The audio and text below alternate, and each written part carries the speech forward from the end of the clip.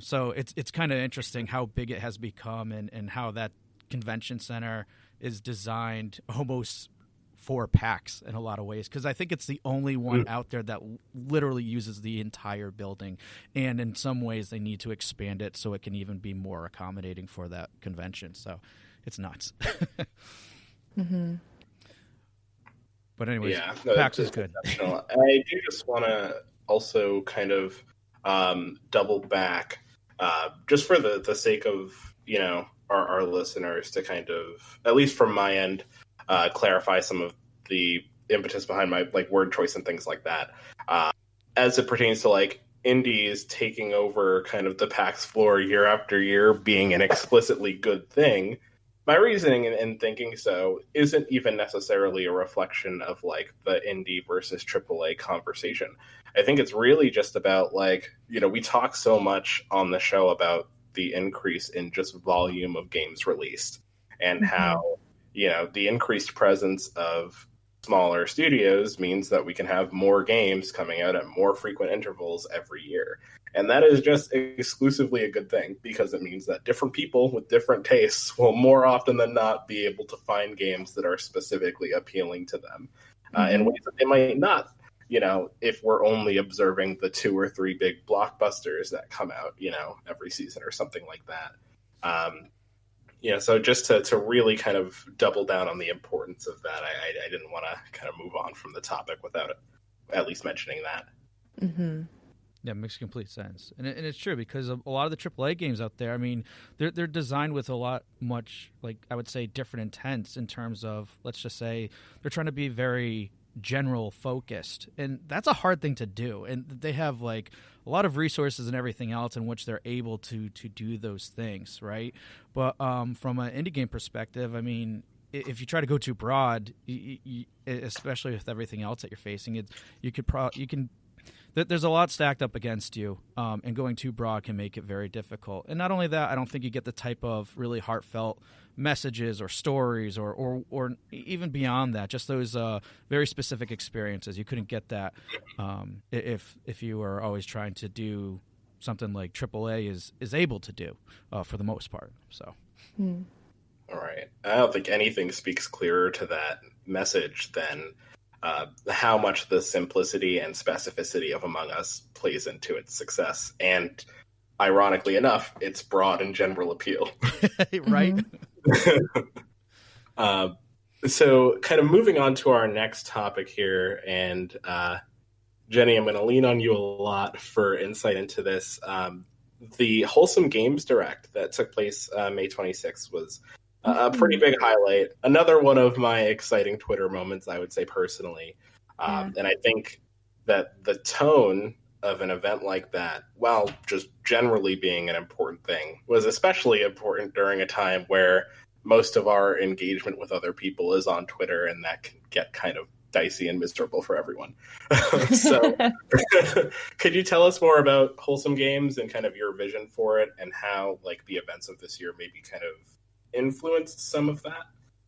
Yeah, first of all, I can't take all the credit for Wholesome Games just as a community. What was super cool, and this is probably about 2 years ago now, I would say, almost 2 years. For the longest time, I had been sort of just in my own island, creating content that was essentially about wholesome games. I just did not have a word for it or any other folks I knew who were interested in it. And the team at Wholesome Games, James, Matt, and Jacob, they actually decided to create the Twitter account and the Discord, and it's grown into the full community that you see today. And they have a wonderful mod team on there, and so I'm lucky to consider myself part of the movement, but definitely they are the ones who really put a name and a brand to it. And what's been really awesome, the Wholesome Games Direct specifically was really an attempt to not only highlight those specific games, but also to let folks know that these games just as a whole exist and that they're there, and also, of course, to be a bright spot in 2020. But as a bigger movement, I would say, and it's funny because it's there's this discourse that's sort of cropping up around it, and really all of us just wanted to have a place for games that we enjoy. And we didn't want to create like capital D discourse, but that's what happens when things are on the internet. Right. But the goal is really about finding ways to create games and to find games that people can play that don't center violence as the main mechanic, that explores different ways we can convey stories and ideas and moods, and really like take the medium further in that way. And so, with wholesome games, I think one misconception is that it's all has to be cute and it all has to be very like ooh or or be completely nonviolent. And what's really neat is in the Discord there is because all of us are kind of nerds, and one member of the Discord in particular like really took it on to create this wonderful rubric, because as with anything in life, things they're on a spectrum, right? So we have a spectrum of what makes a game wholesome and have quantified it, and it's not necessarily doesn't have to be cute. It doesn't have to be 100% nonviolent. There can be conflict, but it's just in what ways are they presenting this content, and how are they preparing their audience to perhaps not be like hit over the head with it or surprised or essentially triggered with content that they don't want to consume in that way. So yeah, it's just a movement to try and explore other ways to make games than we have traditionally done so. Yeah, and I think it's I have to shout this out, because I think like the concept in and of itself, if you had presented it to me a couple of years ago, when I was like a game design student, that's something that I probably like would have had a really difficult time like wrapping my head around. And I think like one game that I played that really kind of like actually the two games that I played that really kind of like shifted my like entire understanding of like non-violent games was Unravel, which like there are enemies, but for the most part, it's just kind of a cool romp through a fun little puzzle place, and it's fun. And then there's Gris, which is like I think pretty like gritty in its theming, because a game about grief, but it is so like intimate in the way that you experience it, and so I think like it's so fun that you mention it in terms of like how someone would think about wholesome games and the concept of it being on a spectrum. I think that's just one of the additional added benefits to what we were discussing earlier about having so many diverse games coming out all the time, is that you see so many different interpretations of like similar ideas and things presented in different ways. So anybody else have anything to kind of chime in on before we jump ahead? I mean, the last thing I'll just say about that simply is just I thought the whole movement was great too, mainly for that concept, and I think because maybe not necessarily because of that, but I'm starting to at least see other little pockets of things where there's just creating more general awareness of, hey, this isn't the typical video game type, because totally we're not going to talk about this at all, but sometimes there can be a bad rep for games, and this is just one other way. And I think I am seeing other little pockets form, like here's another way to look at video games as a whole and everything else.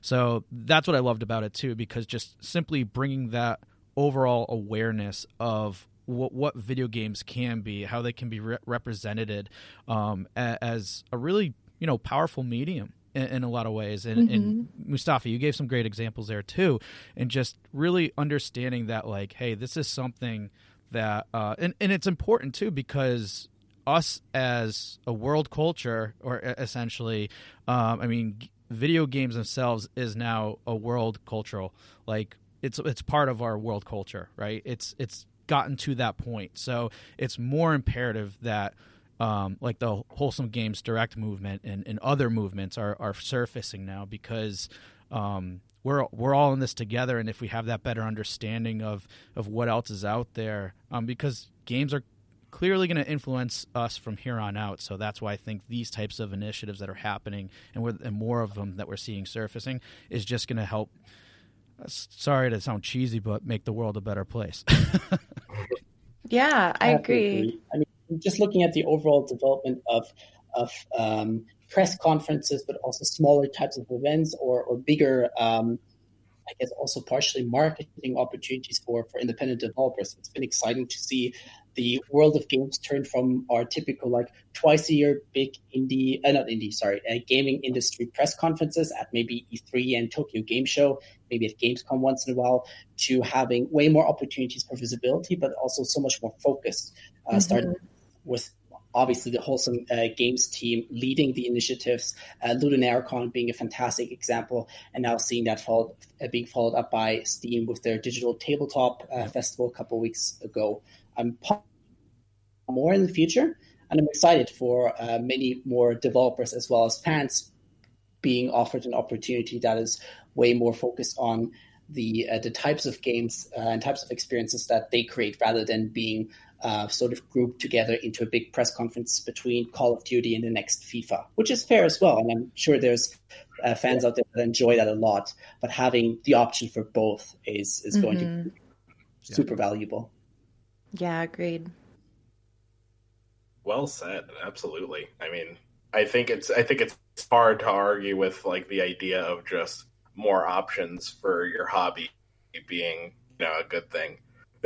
Or even hobby careers and, tons of other things. I think the world culture specifically, like that's such a good choice in wording, Andrew, because I think it segues pretty well into our next subject too.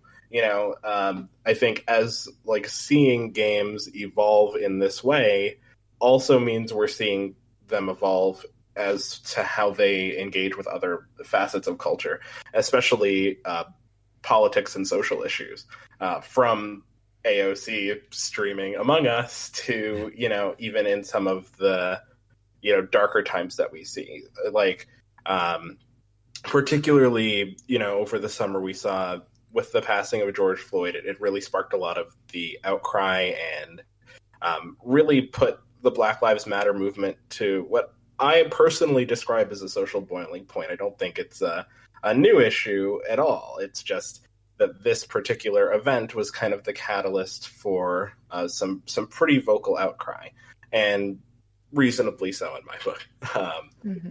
Now, to kind of put what I would consider to be, I consider this still to be a moment worth celebrating in our industry, because the games bundle for racial justice, it was this collection of titles that amassed about thousands of dollars worth of content, and the revenue for that being specifically targeted at charitable efforts for racial justice, and having seen that be perhaps the single largest area of political discourse in an election year with a pandemic, I think speaks a lot to how much influence games can have in the way that the kind of indie game community was able to, in large part, unite and kind of take that on.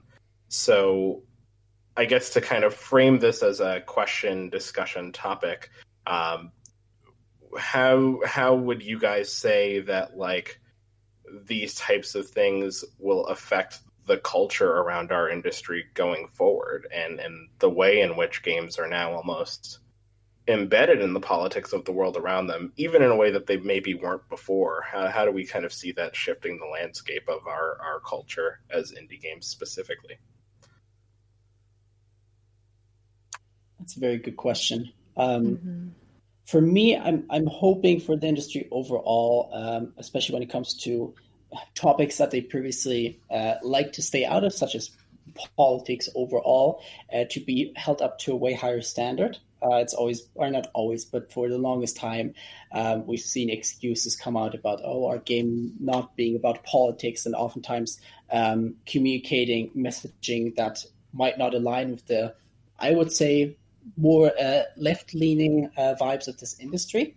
So I'm hoping overall this summer to have a long-lasting effect and push our industry to be better, to do better, and not only share their Twitter statements every couple of months when something horrible happens and blows up across the internet, but actually stand behind their messaging in their games and in